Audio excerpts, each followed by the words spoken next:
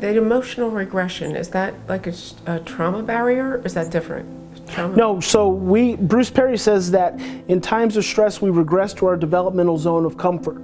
So you regress up to that place where the trauma occurred. So when you become stressed, moving forward, you'll continue regressing back to that place. So it's very much a trauma barrier. So it's right before whatever that trauma was. So it's a place that you actually felt good? Yeah, you actually felt comfortable up until that point.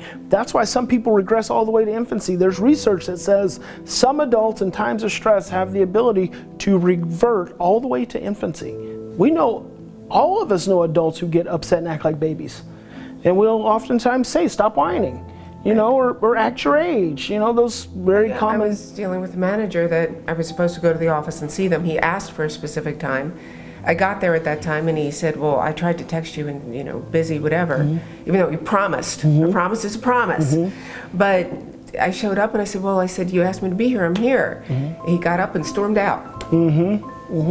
Just like a mad adolescent. Yes, exactly. He stormed, and there was no fight. Yeah. There was no reason just for stormed that. out. He just stormed out. So his reaction is to flee when faced with stress. I was thinking of that as you were talking about the fleeing element of it. So why is it important for a child to be able to express their feelings? Because that is how we process things and ultimately heal things.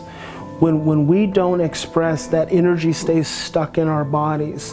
And so it is important. Stephen Covey, bless his heart, rest in peace, he said, upset feelings never die.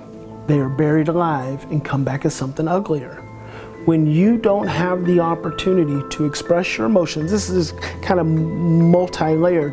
When you don't have the opportunity to express your emotions, express what you feel, number one, you hold on to that energy. That energy is going to come out one way or the other.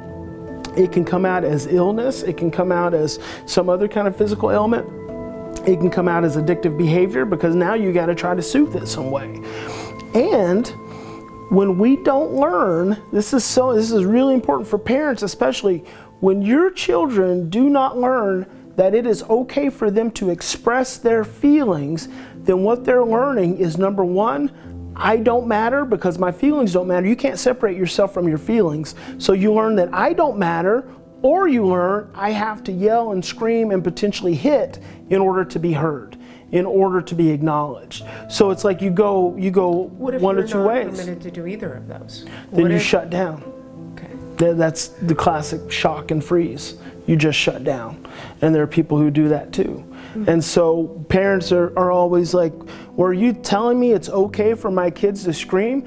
Yeah, I am telling you it's okay for them to scream, but what I'm not telling you is that it's acceptable. Like, we don't have to like it, and you don't want them to be screaming all the time. But when you give your child permission to express their feelings, they're learning that their feelings matter. When we know our feelings matter, guess what we don't have to do anymore? Scream. Right. Because I can just talk to you and tell you how I feel, and you'll hear me. And so that's a conditioned state. That's an imprint. And when your kids don't get that, and that starts really early, from the time we're infants, then they don't have it. I'm sorry. Choose love. Choose love. Choose love. Choose love.